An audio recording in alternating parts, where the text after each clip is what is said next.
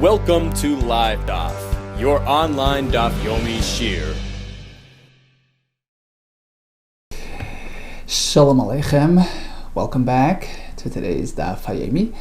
Meseches TEMURAH Daf Chavtes. We begin on the second line off the top of the Yomid. Amar Rav Tuvi, Bar Masna Amar B'Yeshia, Minayin Lemuktzeh Min HaTorah. As we learned yesterday, the Mishnah followed by the Gemara, if one designates an animal for Avodah Zarah service, even before it was worshipped, it's considered muktzah, set aside. Muktzah means set aside, huktzah, right? And it's unfit to be used as a korban. We had one source yesterday, followed by another. Here comes a third source. The pasuk says regarding the daily tamid that is brought in the Beis Hamikdash, Tishmeru, it should be prepared, looked after. Lahakriv li b'mayadai. We learn from here, Kol she'osim lo shimor. It's meant to be designated. The Gemara at this point figures the pasuk is instructing that in order for a korban to be fit for hakrav, it has to be set aside, designated. We're speaking about a korban on the mizbeach. Maskevla abaye. The elamiyata. So you mean it has to be prepared and properly fed and in anticipation of that event? Maskevla abaye elamiyata. If that's the case, that one needs to prepare the korban in advance of the hakrav, and that's the only way it's fit. Elamiyata. If that's the case, imagine he grabs a sheep, a scrawny, meager sheep from the field. It doesn't work as a korban. Isis imra detsuma. So he brings this sheep, imra, a sheep detsuma, this scrawny, without preparing it in advance, without fattening it, without all that advanced preparation. It's not going to be fit for a korban. Amrli, he says, no, that's not what I meant. I was stressing the word li.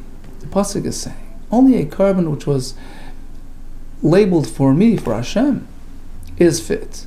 To imply from here li v'lo l'adam acher, as opposed to something which had been earmarked for another, so to speak, master, pseudo master, like Avodah Zarah. Ve'ezo acher shemakriven lo. Who's the ach? Who's the other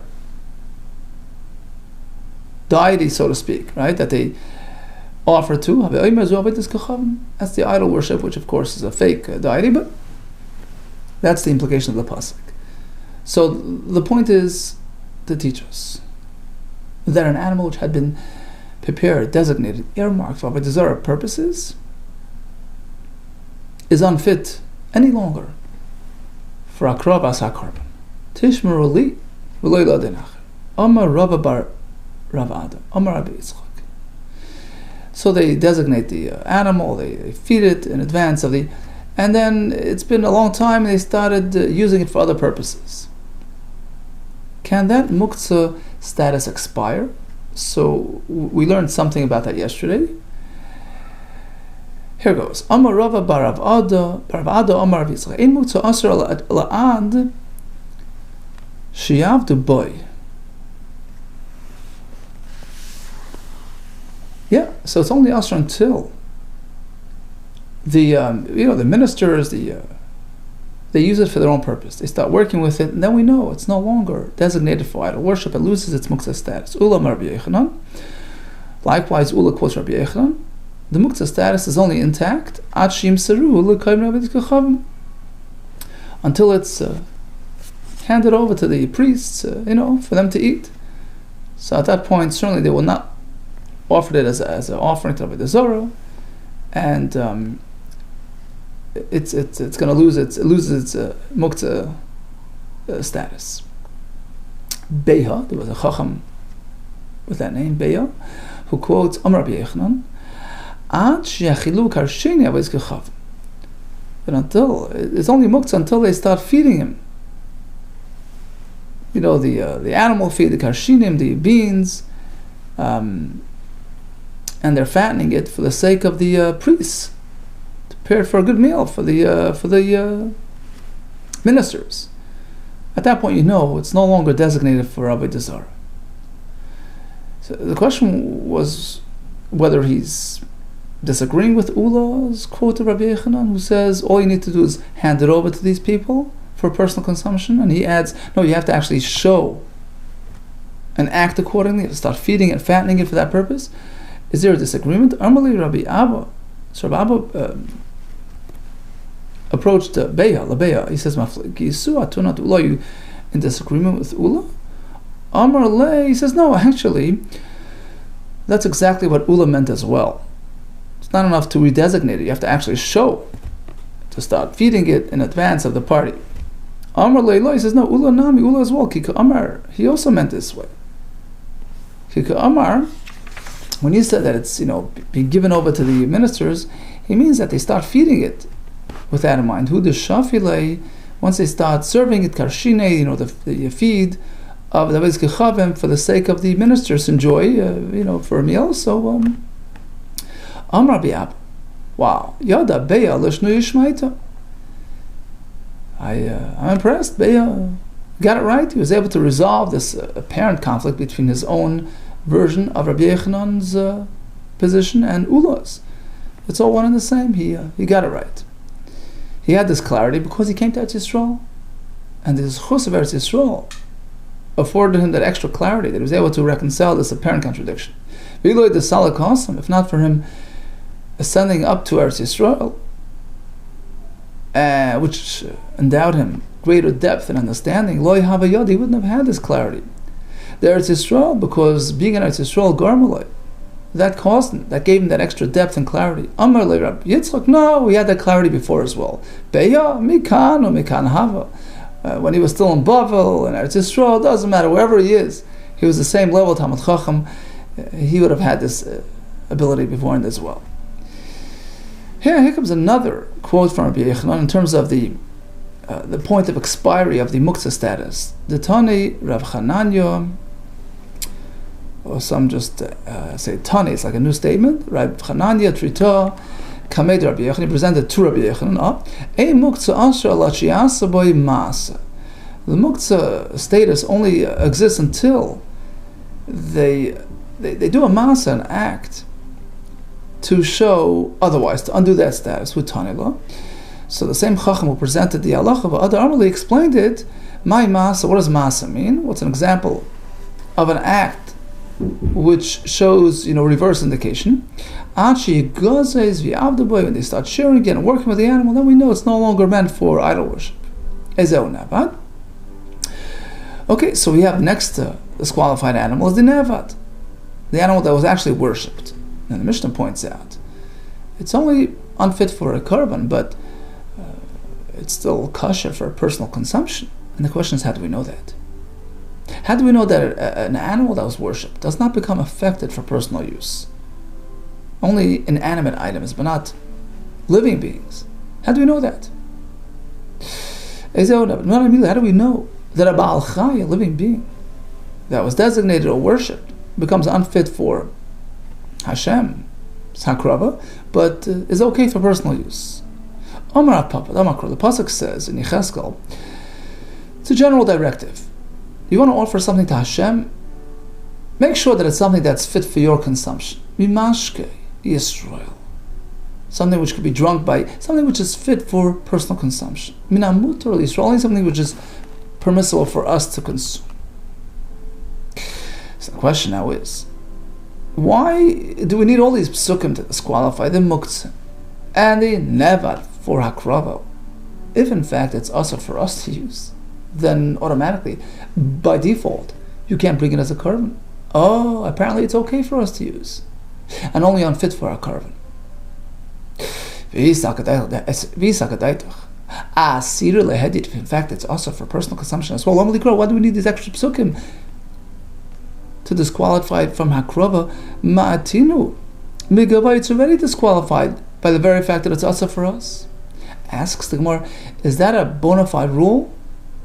That whenever something is also for us, automatically it's also for gavaya, and we don't need another pasuk for that purpose? I'll give you an example. Treifa. We know that a treifa is also for us to use. We had a whole Maseches Chulin about it. And then we need a new pasuk to disqualify from akrava. Why? If in fact your rule holds true. Whenever something is forbidden for us to use, it's unnecessary to have an extra pasuk to disqualify from akrava. But treifa. Treifa is also for us to use. We need a special pasuk to disqualify from akrava the sanya. As the Brisa teaches, later on the Psukim says min habakar. What's min habakar? Which is an extra pasuk there. Elohit says treifa. Disqualify treifa from akrava. Well, it says the Gemara Istrich. In that case, it's different. We do need a pasuk, despite the fact that it's already also for us to use. Because salka, there's room to think. It depends what kind of treifa. When do we say that a treif animal is also automatically from his beach since it's also for us? Maybe that's only when the treifa condition preceded it becoming hegdish, becoming a carbon. Let's say it was already a carbon, then it became a treifa. Maybe that's not so terrible. Maybe that's okay for a carbon. Hence, a new pasuk min habakar to disqualify even that. Ask the Gemara. But there's a third pasuk as well to disqualify a treifa from akrava. Because the issur of a treifa in this type of situation learned from this pasuk. So you're telling me that if the treifa occurred before it became hegdish, it's also because it's also for us. Of course, it's also as a carbon. Because that learned from there. We have another pasuk called Hashayav Tachas Hashevet. This is a pasuk by Maser Behema. You're counting them out 1 to 10, and we learn from there. Only an animal which is full, unblemished, that could walk, that's not missing its thigh, which would make it a treifa. Prat the treifa sheina iver, as opposed to a treifa which can't pass by. It's missing its thigh, which is one of the treifas, as others learn. Treifa is critically wounded, so it doesn't have that full life force to run by with its full power. In any case, that's a new pasuk to disqualify a treifa from being designated as a carbon. The question is, why is that necessary? Well, says the Gemara, it's also necessary because we have another variation as well that we have to address. Another variation of treifa, a third one. How would Israel? That pasuk is needed as well. Because if only from the previous pasuk or psukim, I would think, maybe a treifa is only unfit if it was never potentially fit for a carbon. For instance, it was born in a treifa state. The treifa me'ima. It was born as a treifa out of its mother. But let's say it was okay, it was healthy for a while, and then it emerged into the world, was born healthy, and then it became a treifa. Perhaps you can use that as a carbon. Kamashmal, that's when we need a new pasuk, to disqualify even that. Okay, so it turns out in general, once we know something is unfit for us, we can't bring it as a carbon. And the very fact that we need a pasuk to disqualify a nevar and a muktzah for a carbon teaches that in fact it's mutter for us. As to the question, why do we need so many psukim for treifa? To address different scenarios. Born treifa happened before hegdish or after hegdish. All of them apostle for carbon. Continues the Mishnah. So what else do we have on that list of disqualified animals for carbonage? Back on the Chavches, we had Esnan and a Mechir. How do we define these two statuses? Ve'ezo Esnan. What exactly is an Esnan? So he turns to the immoral woman and he says, Heilach, here, take this sheep as your fee. Even if it's 100 at a time, Kulan Asr, they all become Asr as an Esnan. An Esnan Zoin is Asr for a carbon. The Gemara will ask, what's the Chiddush in 100? I mean, if that's her fee, then that's in exchange for the experience. It's Asr. The Gemara will discuss that. Continues the Mishnah.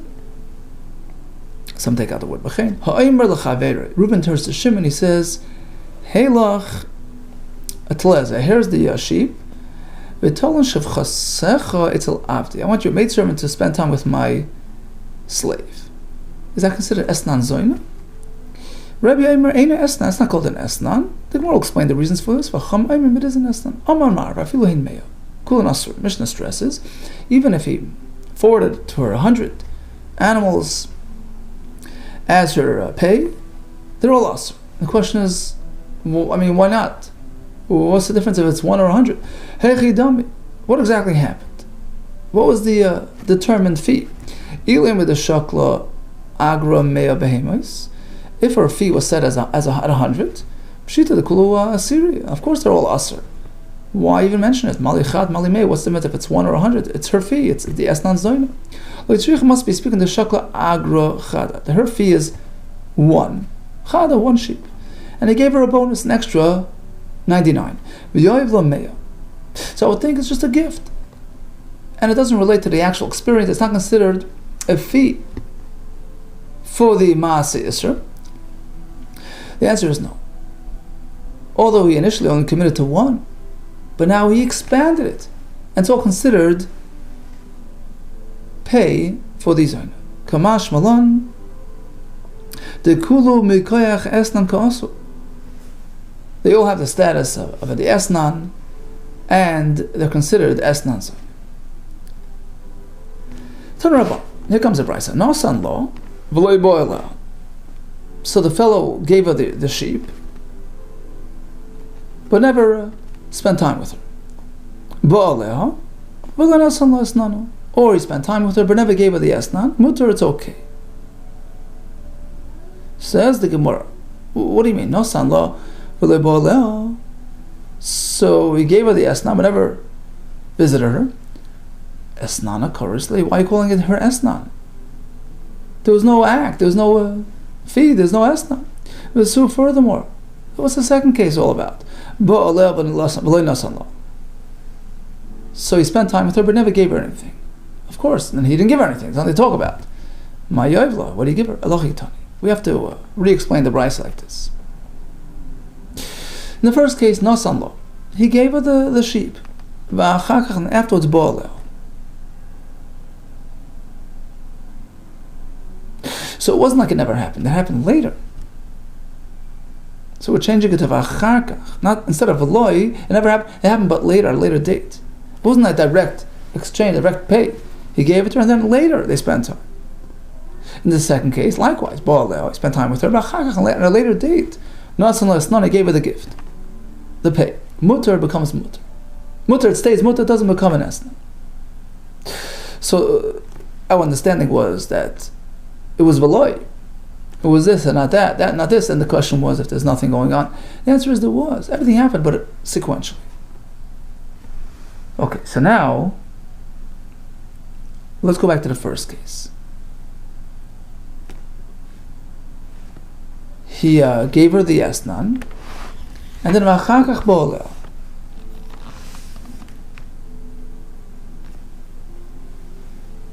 Fine. So what happened later? Who cares? But retroactively, this is considered pay for the experience. So I understand. Let's say in the case where he spent time with her and then he sent her the thing. So Rashi explains in that case, since he wasn't miyachid, he didn't earmark it. So when they spent time together, this wasn't yet earmarked, wasn't yet labeled as her pay. So I understand that's not considered an esnan. Even though he gave it to her later, it's a matana. It's a matana ba'alma. Right? Even though they both know it was on account of the experience, it doesn't matter. Because the Isra of Esnan is a very, very specific type of, it involves a very specific procedure. It has to be an direct exchange for the activity. As opposed to if the experience happened on Sunday, and he hadn't yet designated anything for as pay, and then money he sent to the sheep. Although we know it's a pay for the thing, but that's not considered direct. It doesn't directly relate to the maaseh. It's considered like a matan. That's understood. But in the second case, we don't understand. He gave it to her on Sunday. He spent time with her on Monday. It's true that he gave it to her before the experience, but now that the experience happens, during the experience, that sheep that's been given to her for this purpose should now be designated as an esnan. Esnan mafrei, retroactively. What she has should be an esnan.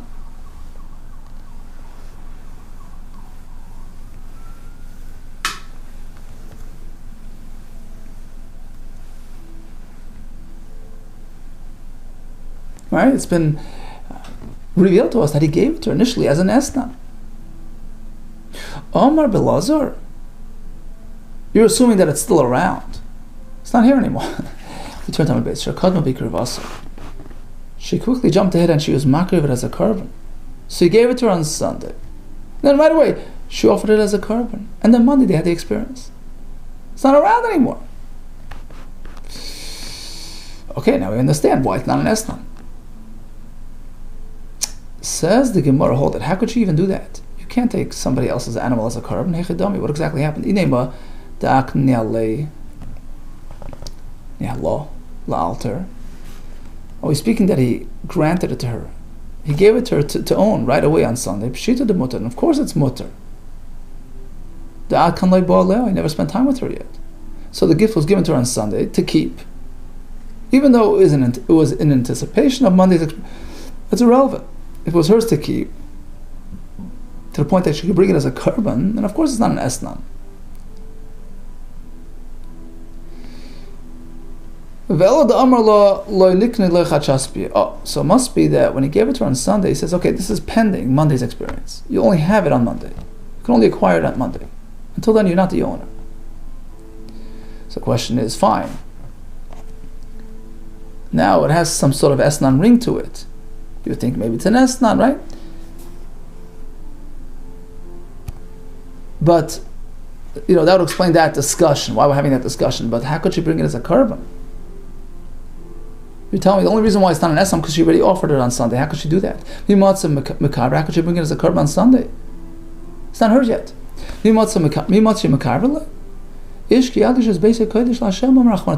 describing a person donating, to the Beis Hamikdash, refers to a person's house. That's the prime example of a donation. What defines one's house? It's his domain. Ma Beis B'Rishus is just like a person's home. It's his domain. In his domain, Avkol B'Rishus likewise. You want to be magdish something, it has to be in your domain. It has to be yours. So how could she be makrib something which wasn't yet finalized as hers? Like Tzricha must be speaking like this, something in between. The Amar law. He gave her the sheep on Sunday, on account of Monday's activity, right? And he told her, look, the Amar law lemeknei lach achaspia. I only want you to acquire it when we have that experience on Monday. But if you really need it, if you really need it before nikni lach ma'achshav, we'll have it from now. So I'm leaving it up to you. Okay, so I would think maybe it's an esnan, because the fact is it was really meant as payment, it was meant as stay pending payment until Monday's experience, and directly relate to that experience, which would make it an esna. But the fact is, since he gave her that option of being kohenet beforehand, and she exercised that option, she took it for herself, and she was makriv it. That saves the day, and the korban is kosher. So that's if she was makriv it. Now comes the question: let's say she was just magdish it. Boirav oishia kadma mikdish shasaymai. Suppose she only donated it as a carbon. Right? So she chapped it right on Sunday, she made it a carbon. Is that spirit or not? It's still considered directly relating to the experience, and it's considered an esna. Amar Rav Chanan bar Rav Chisda. It really depends. Like Kasha. Here's your answer. The Amar lo Hibali li betale zeh. Brisa number 2, which considers it an esna even way afterwards, where it was labeled, spend time with me betala zeh. So he designated this item as the payment, in which case she is considered to have acquired it at the time of the experience. So it's considered directly relating to the experience and becomes an esna. Whereas the previous price, that does not consider it an esna. The Amarlo, he told her, spend time with me betela stam, without specifying which sheep. And since it was not earmarked during the moment of Bia, it was only given later. It's not considered directly relating to the experience, and it's not an esnan, and it's fully fit for a korban. Now, when he said talazeh, so the reason why it's an esnan is because she gets it at the moment of the experience. She needs to make a kinyan, physically, bring it into her possession. Until she makes that active acquisition, it's not really hers. So why is that considered an esna? It's true. He designated it. And theoretically she can have it at the moment of the Isra, but she hadn't made a Mashiach at the time of the Maaseh, only later. The answer is B'zoyno Ivedis Kichav. She's a goy, D'loikani b'Mashiach, who acquires not by way of physical acquisition, rather through kesa, through payment. In which case, she's considered the owner of the animal at the moment of when they spend time together, because that's considered like she's paying him for the animal. So since she could be kind with kesef by way of payment alone, it becomes hers at that moment, considered directly relating to the act, and it's an esnan. Boisem, another way to answer it. Even if the woman is Israelis, where kesef is not sufficient to acquire, so how does she get it at the moment of the Maaseh Isser? Going the koi b'chatzer, was speaking of the animal situated in her property when they spend time together. So she's koina at that moment when they spend time together. It's considered directly related to the act. It's considered an esna. Okay, so let's relate to this case.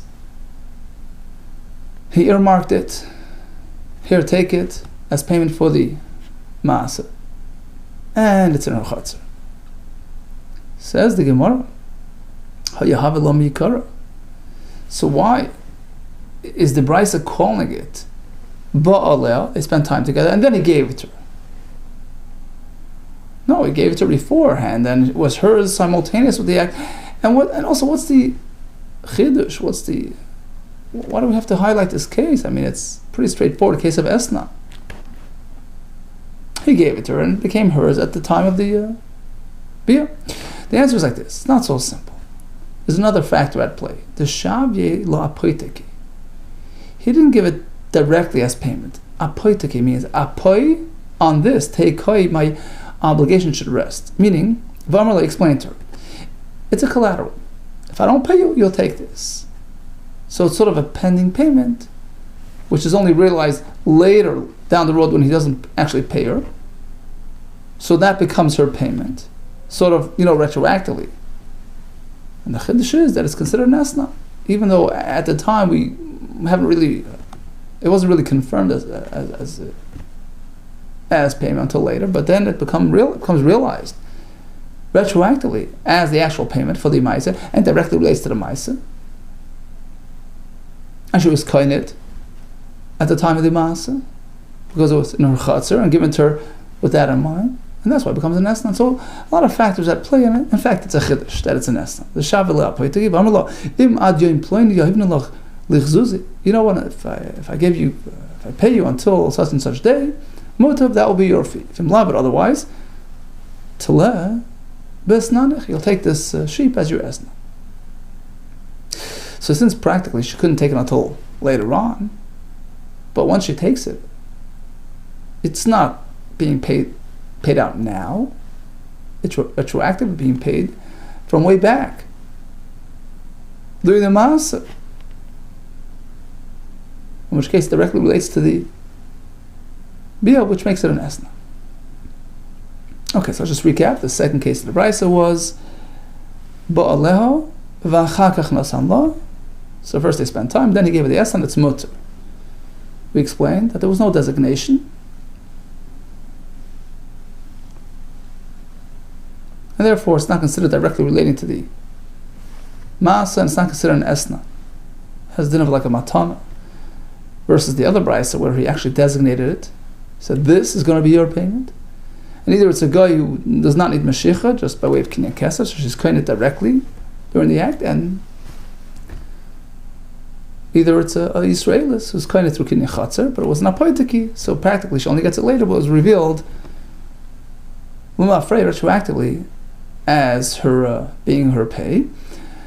So that's what the Brisa means. Even though she only has access to it until afterwards, it's considered an esnan. Okay, so we have learned that the esnan is the animal that was handed over as payment for this illicit union, and it relates directly to the union. Therefore, it's considered puzzle for a carbon. Now, what's the identity of the individuals involved in this union? Amarav echad esnan zachar. Even pay for being involved with a zachar is considered an esnan. Echad esnan kol arayis, or all other types of women who consider arayis. Also, it disqualifies the item for a carbon. Chutz me esnan ishtenit. One exception is the esnan given to one's own wife for a forbidden union when she's a need. Why is that different? It's a forbidden union. Why is it different than the other ones? My time. Because in describing this item, the Torah calls it esnan zoyna. Zoyna ksiv. A woman who is a deviating woman. V'alav zoyna he. One's own wife is not considered. It's not labeled as a zoyna. Fact is, it's just a limited time prohibition, in which case it doesn't qualify. Even in this case, it's considered an esna. My time, you know why te'eva? Because in the pasuk of the esna it says ki te'avas Hashem damam. Well, te'eva likewise, ish te'nida is considered under the umbrella of te'eva because it's mentioned together with all the other arayis in the psukim parshas in Chumash Vayikra, which are all called the te'eva. Ki kol te'eva yisrael. So big machlokes in Rav, who says ish te'nida is not considered, versus Levi, who says it is. Ask the Gemara of Levi, Nami v'yaksiv zoyna. What does Levi do with the word zoyna? Which indicates that only with a zoyna, not with one's own wife. Amalach. Levi would respond. Tahim, the pasuk zoy, the word zoyna is coming to teach us something else. Zoyna, the payment to the woman who's a zoyna, that's us. V'lo zoyna, as opposed to if she pays him for a union, that's not considered, and that's not for the Psul Mizbeach, for Rav. Now Rav, who already used the word zoyna to exclude the ishtanida, hahi zoyna v'lo zoynem, and Allah has to exclude the gift over to the man. Nafkal mid Rebbe, he learns that from Rebbe. Isanya, Rebbe Yom, ein esnan asur, elokol esnan haboas lebaveru. So Rebbe says esnan is only with reference to a union which is absolutely forbidden without any permissible option. Avl esnan ishtanida, but his own wife who's a nida, that has a permissible option after a little while. So that's not inherently a forbidden union to the same extent. And likewise, or let's say he gave it to her as a payment for lost wages. It wasn't directly relating to the union, but it's payment for lost wage. She lost work, she lost time. So he's paying her for her lost time, for her lost work, lost wages. So that's not considered an esnan. Esnan has to be direct payment for the union itself. Or if she, the woman, pay the man off. All these are mutar. Even though we don't have a clear-cut proof of this point, that the gift to the man is okay, we have some sort of indication where Yecheskel Navi is admonishing the Bnei Yisrael for straying after the idols, and they consider like they compare them to women who has a esnan. You offered like the gift to the Avodah Zarah. Usually it's the gift to the woman. It's usually a gift to the woman, not to the other side. You gave the esnan to the Avodah Zarah of esnan and it wasn't given to you. Tilahefech is opposite, just exactly the opposite of the way it typically is done. So we see from that pasuk that typically the gift is to the woman, and that's considered an esnan, and not in the reverse. Ask the Gemara. Now, Varav, who says that by Ishta Nida, it's not an esnan. Hi Toyeva Ma'avidle. How does he apply the word Toyeva, which indicates that it covers all these types of illicit unions? As we find by the Pasha Barayas, Toyeva is an umbrella term for all even the Ishta Nida. And like the Abaye, he applies Toyeva as Abaye does. Damar Abaye, as Abaye teaches us. Interesting, almost like an irony. You have Zaina, Oivedes Gechavim, a non-Jewish Zaina. So by her, since she's a bona fide Zaina, she has that status, Esnana Asr. The Esnana given to her is Asr. But not so by a Zaina who's a Yisraelis. Why? My time, By the Esnan, it says the word To'eva. And by the Arayes in general, it also says Ki kol asher yasim kol hato'eva Yisrael. All these abominations. So make a connection. We compare the two. Malahalon, just like by the Arayes. It's speaking about a type of union which has no permissible option. It doesn't even have a legal option in any form. Relatives, etc. Arayes ein kedushin toivsin bo. Can't activate Kiddushin by those women. So that type of union is completely illegal. Hachanam here is all by the Esnan. It only applies to a union which has no legal option, such as with a Oivedes Agoy. Ein Kiddushin Teivsin. Dafka by a relative which has no Kiddushin. A Zoyna which is a Goy. But an Isha Yisraelis, who technically he can marry. So even though she has the status of a Zoyna, it doesn't count in terms of an Esna. On the other hand, when it comes to a Kohen who's forbidden to get involved with a Zoyna, so there, it turns around. It reverses. Davka, a Zoyna Yisraelis, he'll be accountable for. But if he gets involved with a Goyish Zoyna, he doesn't get Malchus. The Kohen Shabo Aleha, if a Goyin gets involved with a Goyish Zoyna, Ein Loika Alam Shum Zoyna, he doesn't get Malchus on account of that union. My time, why Damakro? The pasuk in warning against that says, Leichal Zari, be careful, you shouldn't disqualify his offspring from being Kayhanim. Well, guess what? If he gets involved with a Goy, his children aren't really, those offspring aren't really his. They don't identify with the father. They're labeled as Goyim. Misha Zaram Yichas Achrab. It's only an issue. In a case where the offspring would relate to the father, hey, you disqualify them, you get Malchus. As opposed to being involved with a Goy. Those offspring don't relate to him. And Abai continues. Zoyna Yisraelis is not a mutter. So the Esnan given to a Goyish Zoyna is Asr, but given to a Yisraelis Zoyna, that's mutter. Matam deha Kiddushin Toivsin bo. The reason is because technically he can be Kaddish or he can marry you. So that union isn't completely, totally, comprehensively illegal. There's an element of potential legality to it. So there's no Esnan there, but there is Malchus for the Kohen. Who gets involved in that case? The Kohen gets involved with this Yisrael Zoyna, he gets Malchus. My time with the Hazarim Yichas Achar was in this case. The children do relate to the father. They're considered Kayanim and they're disqualified Kayanim because of this experience. So interesting. The Zoyna label. On the one hand, it relates strongly to the Eivedes Kechavim with respect to the Esnan, because there it's about illegality, as opposed to the Zoyna Yisraelis, where there's an element of potential legality. You can be Mekadesher. That's regarding Esnan. Regarding Malchus to a Kohen getting involved with his Zoyna, there it's exactly the opposite. By the Yisraelis it gets Malchus, by the Goy not.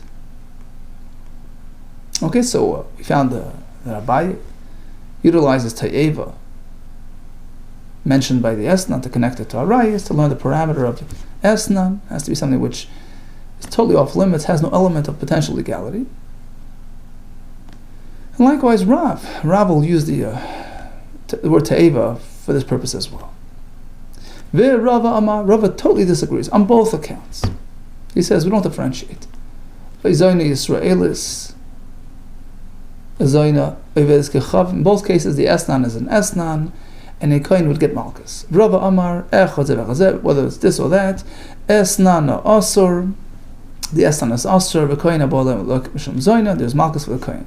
My time, they learn from each other, compare notes, just like Esnan applies to the Goy, it applies to the Yid, just like the Malchus to the Kohen applies to the Yid, applies to the Kohen. Ma Zoyne Yisraelis Balav, Av Zoyne Evetz Kecham Balav. Just like by the Yisraelis, there's a Lav to the Kohen, there's Malchus, likewise by the Goy. And the same with the Esnan. We don't differentiate. Ma Esnan, Zoyne Evetz Kecham also, just like by the Zoyne Evetz Kecham, the Esnan is also. Same thing with the Zoyne Yisraelis, Esnan Zoyne Yisraelis is also.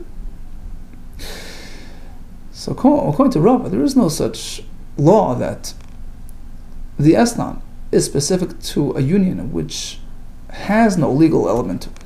No, even if it has a legal element. But if she's a Zoyna, a woman who strays, the Esnan is also. Okay, so in summation, according to Abaye, in terms of Esnan, it only applies to something which has no marriageable element to it, no potential kedushin, no potential legality. A Goya, an Arayos, as opposed to Rava, who says it applies to any woman. Even a Zoyne Yisraelis. Even if technically there could be Kedushin, but the fact is, in this specific instance, it's an inappropriate union, in which case, the Esnan given on that account, if it relates to that union, is considered Esnan Zoyna and is Asr. Here comes a kash. We have a brayso. It's going to be a kash on Abaye, because from this brayso it's going to sound like even a Zoyne Yisraelis, where there technically could be kedushin, the union isn't outright, illegal in all instances. There's still a status of esnan. Zoyna Yisraelis, it's not also, it's a kash on Abaye. So we'll go with a lot of different versions here in the Gemara. We'll go with the Shittim Kubetz's version. Abaye responds, Kiktani ha. Yeah, this brayso actually is speaking only ba'arayis, situations of relatives, etc. She'en kedushin toif simba. So when the brayso speaks about Zoyna Yisraelis, it's not just a single woman. We're talking about a woman who's an erv on him. She's a relative or whatever, where there's no kedushin option whatsoever. That's why there's esnan. As per my position, the esnan is only in a case where there's no kedushin option on this union. Really? Look at the next part of the brayso, which speaks about more, conventional types of unions. Almana, the kohen gadol gets involved with an almana and he gives her an esnan, or a grusha, divorcee, a chalutza, woman had chalitza, the kohen head to a regular kohen. The payment given for that union is not as aser. These are examples of, yes, kedushin option, right? If a kohen is not supposed to marry a grusha, but if he does, the kedushin takes effect. You're telling me esnan is specific to non-kedushin situations? Hamani Rebbe Kivi? No, because this brayso is going like Rebbe Kiva Dama, who says in kedushin isn't chayv. Even when there's a lav holding back this union, so it's not as severe as, let's say, kares or misa, still, if it's a forbidden union, even on account of a lav, kedushin will not take effect. And that's exactly what the brayso is teaching, as per my position. Yes, well, Kamash, the brayso is teaching us, by citing these examples, the chol zoyna litafsi b'kedushin. The esnan is only considered as such if the union relates to a situation where it's a non-kedushin scenario. Dumid almana, litafsi b'kedushin, just like by the almana the kohen gadol, there's no kedushin option. So Abaye turns things around, just the opposite. If anything, this brayso is presenting my position. Esnan is specific to a non-kedushin scenario. Ula Rava. Now going to Rava, the esnan relates even to a yes kedushin type of union. So why the brayso cite as an example the almana the kohen gadol? even a ordinary woman who has no, special status. Single Isha, Pnuya. Single Isha is not married, not divorced, right? That type of inappropriate union would generate an Esnan. The answer is like this. The Brisa is highlighting a certain point by comparing it to the Almana. In what way? Ma Almana loylaki adamasripa.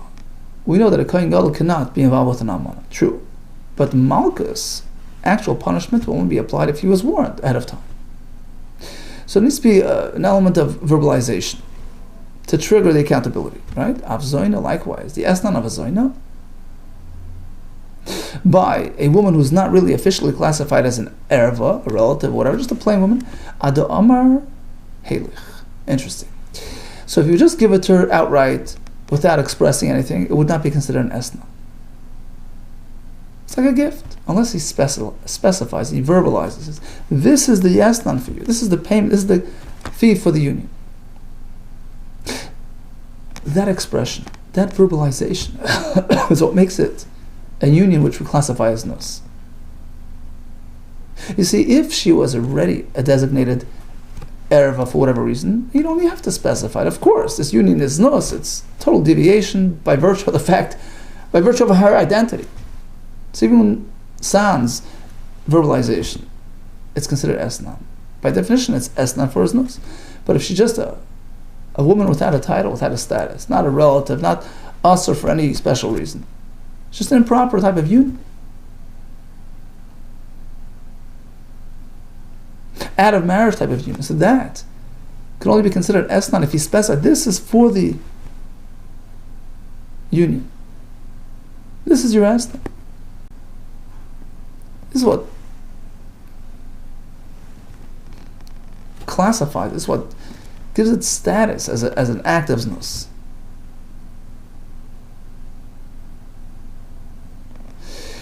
Now, this is Rava's opinion, but there's going to be a third opinion as well. Lapukim to Rabbi Lazar, as opposed to Rabbi Lazar, who says you don't have to verbalize it.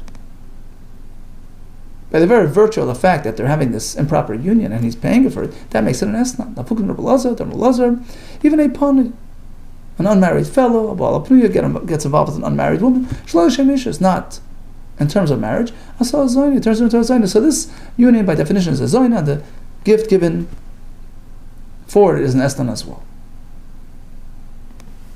Now, the Gemara concludes, even according to Rava, this expression is only needed when this is her first improper union, so he has to sort of turn her into a Zaina. Let's say she was already an established Zaina, she's got involved with other people. Of course.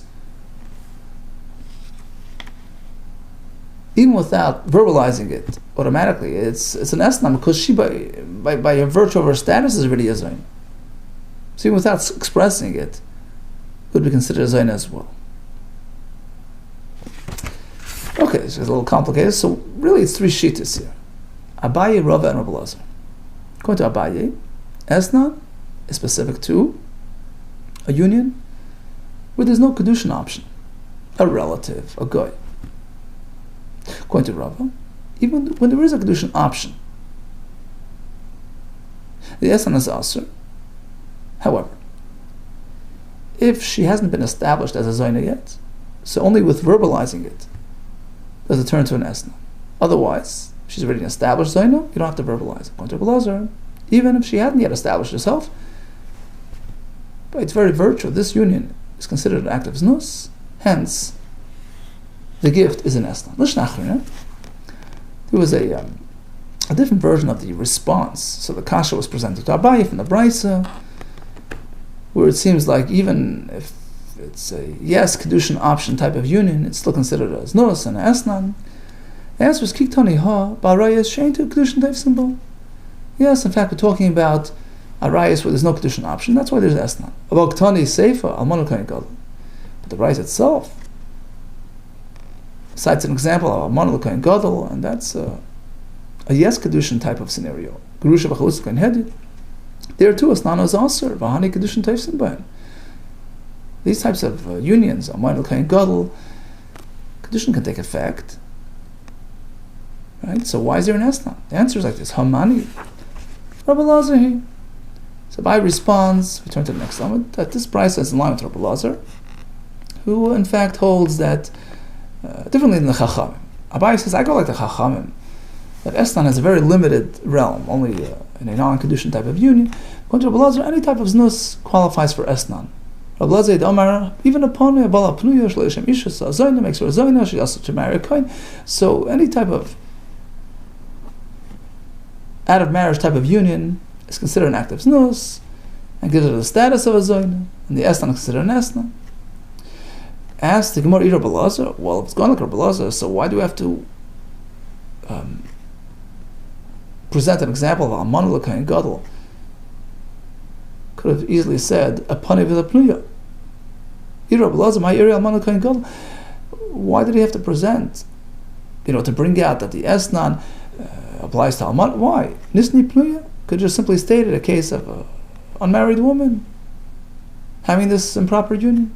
What's the point of pointing out Almana? Almana is true. There is a point of mentioning Almana. I would think that's better. How could Almana be better? There was room to think, since, according to Rabbi Lazar, when the Torah warns the Kohen against getting involved with a Zayna, according to Rabbi Lazar, it means an unmarried woman without any special status, not a divorcee, just any unmarried woman. Is an issue to get on, right? So maybe we should learn from Binyan. We should learn from there. It should be like a father example. We should learn from there to the definition of Esnan Zoyna as well. Maybe it's specific to a Pnuya without any special status. But if there's any additional layer of Isser, any additional status, any additional reason for Isser on that union, maybe it sounds worse, right? But maybe that doesn't qualify as znus regarding Esna. Kamashman, the point is yes. Just because it's worse doesn't make it better. No, the fact is, it's an improper union, which according to Rabbi Lazar qualifies for Esna, whether she's just plain Pnuya, whether she has other additional titles as well, other reasons for Isser. And Esnan it is. Okay, so just recap the last shtickle here. What kind of union does Esnan apply to? Even to a Zachar? Ishtani does Machlaikis. Zoyna v'lo Zoyneh, as opposed to gifted to the man, that's not a qualifying Esnan.